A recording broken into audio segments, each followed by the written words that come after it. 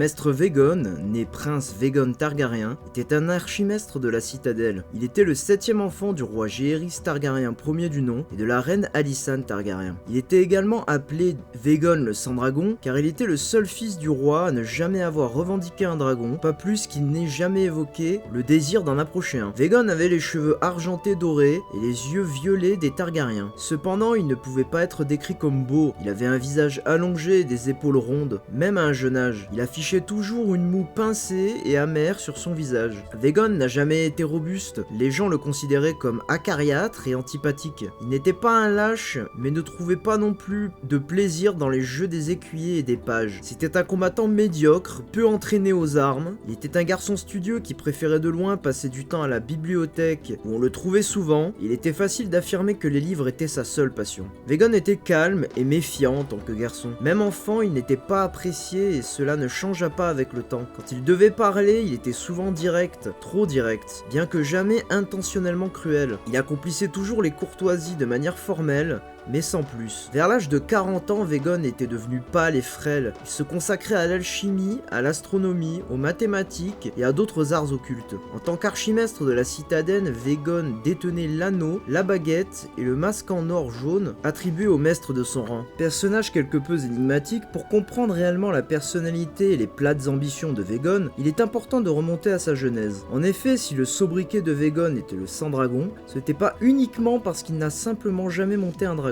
Quand il était bébé, un œuf de dragon n'a pas été placé dans son berceau, contrairement à ceux des premiers enfants de Jaehaerys. En effet, Bellon le Brave, le père de Viserys Ier du nom et de Daemon, montait Vhagar, Aemon, son frère, montait Caraxès, et la sœur épouse de Bellon, Alyssa Targaryen, montait Mélis. Chacun de ces enfants faisait la fierté et la renommée de la maison Targaryen, ainsi qu'ils avaient tous des personnalités bien trempées, et étaient tous et semblaient parfaits sous tous les égards, de vrais synonymes de royauté. Toutefois, tous les enfants de Jaehaerys qui suivirent, entre autres Meghel la Septa, Vaegon l'archimestre, Daela la délicate, Saera la catin, Visera la tempétueuse et Gaël la simple d'esprit, semblaient tous n'être pas faits du même bois que le reste de leur famille. Cela semble indiquer que le simple fait de mettre un enfant targaryen en contact avec un œuf de dragon, et ainsi tisser un lien magique qui le lie avec son dragon depuis la naissance, semble bel et bien altérer autant leur état d'esprit et leur façon d'être que leur état de santé, étant donné que la plupart de ces enfants étaient nés frêles et pâles. La raison pour laquelle le roi Jaehaerys n'autorisa seulement que ses premiers enfants à être dragonniers était sûrement dans l'optique de limiter le nombre de dragonniers présents dans la famille Targaryen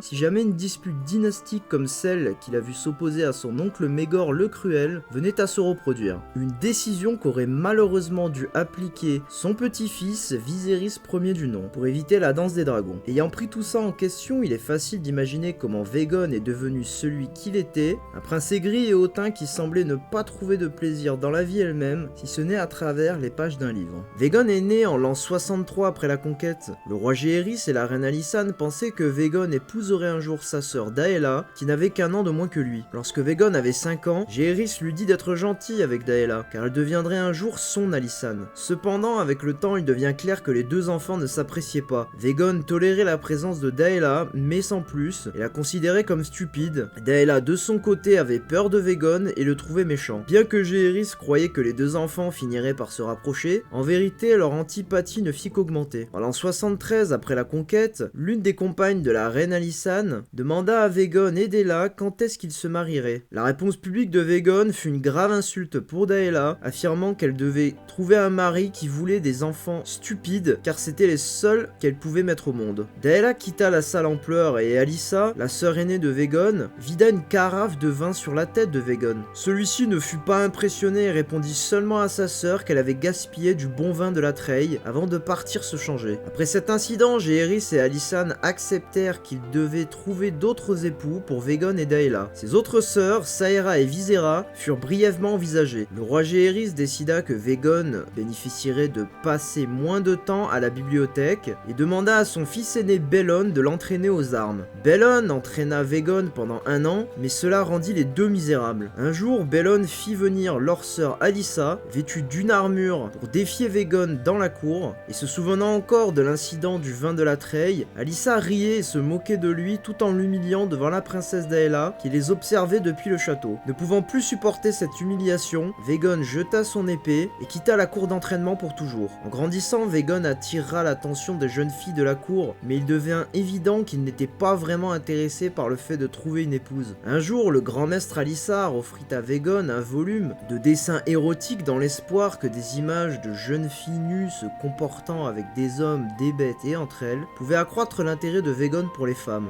Bien que Vaegon ait conservé le livre, il n'a pas montré de changement significatif dans son comportement. Le 15e jour du nom de Vaegon, son anniversaire donc, en l'an 78 après la conquête, Jaehaerys et Alysanne demandèrent au grand maître Alissar si Vaegon pouvait devenir un maître. Bien que le grand maître avait fermement répondu non, il avoua que Vaegon pourrait avoir les qualités nécessaires pour devenir archimestre. Ainsi, 3 jours plus tard, Vaegon fut convoqué dans le cabinet solaire du roi Jaehaerys, où on lui annonça qu'il partirait pour Ville-Vieille dans les 15 jours. Bien que Vaegon ait répondu de manière abrupte à son père, le roi Jaehaerys confia plus tard à la reine Alysanne qu'il pensait avoir vu Vaegon esquisser un sourire. À la citadelle de Ville-Vieille, Vaegon devint archimestre portant l'anneau, la baguette et le masque en or jaune, attestant de ses découvertes au sein de l'institution. Bien qu'il écrivît parfois à ses parents, ses lettres étaient strictement formelles et sans aucune chaleur humaine. Vers la fin du règne de Jaehaerys, l'existence de Vaegon avait été largement oubliée par la plupart des 7 couronnes. Après la mort du prince Bellon, héritier du trône de fer, le roi convoqua Vaegon à Port-Réal. Certains disent que Jaehaerys lui offrit alors le trône, ce que Vaegon refusa, tandis que d'autres affirment que Jaehaerys cherchait simplement ses conseils sur la question de sa succession. C'est Vaegon qui suggérera finalement au roi de convoquer un grand conseil pour régler la question. Cet acte de la part d'un Vaegon devenu archimestre, et qui n'a jamais semblé n'avoir de réelle affection ou d'intérêt pour sa famille, s'ajoute aux arguments qui met en avant la théorie selon laquelle les maîtres auraient truqué ou largement influencé en leur faveur le grand conseil de l'an 101 afin de s'assurer qu'un roi sans dragon, la hantise de la citadelle, Viserys, soit choisi à la place de Rhaenys. Beaucoup pensent même, comme Marwyn le mage dans la série principale, qui sert de mentor à Samwell Tarly à la citadelle, que ce sont les maîtres et leurs machinations qui ont complètement veillé à causer la danse des dragons. Et si cette théorie était véridique, qui sait quelle partie a joué Vaegon dans ce plan? Aucune mention supplémentaire de Vaegon n'est faite après le grand conseil de l'an 101, car il serait apparemment retourné à ses études dans l'obscurité de la citadelle, sans dire un mot de plus. On ignore exactement s'il était encore en vie pendant la danse des dragons, bien que ce ne soit pas impossible du tout. Il n'avait que 38 ans lors du Grand Conseil et aurait eu 66 ans lors du déclenchement de la guerre civile en l'an 129 après la conquête. En outre, le premier volume de l'histoire de l'archimestre Galdane, Feu et Sang, s'arrête en l'an 136 après la conquête, lorsque la longue régence d'Aegon, troisième du nom, prit fin. Et à ce moment-là, Vaegon aurait eu 73 ans. Il est possible que le destin ultime de Vaegon soit décrit dans le second volume de l'histoire de Galdane, quelques années plus tard pendant le règne d'Aegon III. Il est très probable que Vaegon soit en vie pendant la danse des dragons, et beaucoup dans la communauté pensent qu'à l'instar de sa sœur Saera Targaryen, il aura un rôle, ou si ce n'est qu'une simple mention, dans la saison 3 d'House of the Dragon avec l'introduction de Daeron Targaryen à Ville-Vieille, le fief des Hightower, où se trouve la citadelle. Peut-être lui servira-t-il de mentor? Seul le temps le dira. On remarque aussi des similarités entre la vie de Vaegon et celle de Maestre Aemon, étant donné que chacun constitue une sorte de fils princier oublié, loin dans la ligne de succession, qui auraient chacun pu devenir roi s'ils le voulaient, mais qui ont tous les deux refusé le trône, cela dit pour des raisons différentes. Personnellement, je pense que Maestre Aemon aurait pu faire un grand roi, personnellement je pense que Maestre Aemon aurait pu faire un très grand roi, qui de plus aurait profité d'une longévité jamais vue auparavant, étant donné qu'il meurt à plus de 100 ans dans les livres, là où Vaegon aurait sûrement fait un roi médiocre, désintéressé, reclus, et sûrement peu apprécié par ses sujets. Il est pour moi clair de par le fait que les deux histoires se renvoient l'une à l'autre, que Vaegon est en vie à l'époque de la danse des dragons, étant donné qu'il aurait alors seulement 66 ans. Pour vous donner une idée, Corlys Velaryon, lui, en a alors 73. S'il est bien destiné à rencontrer Daeron dans la saison 3, leurs personnalités pourraient s'opposer l'une à l'autre étant donné qu'elles représentent deux clairs opposés. L'un est un vieux maître qui n'a jamais été intéressé par la magie et les dragons, ainsi que sa propre dynastie, tandis que l'autre est un jeune prince fougueux qui adore sa reine bleue Tessarion, son dragon, ainsi qu'il s'envole au combat pour protéger la sienne de famille. Peut-être Vaegon pourrait avoir des mots de sagesse altérés par sa vision du monde, afin de faire réfléchir Daeron aux implications d'une telle guerre. Nous verrons bien. Si cette vidéo vous a plu, n'hésitez pas à laisser un j'aime et à vous abonner, ainsi qu'un petit commentaire sur ce que vous avez pensé de son histoire. Et sur ce, je vous retrouve bientôt pour une prochaine vidéo. Allez, peace!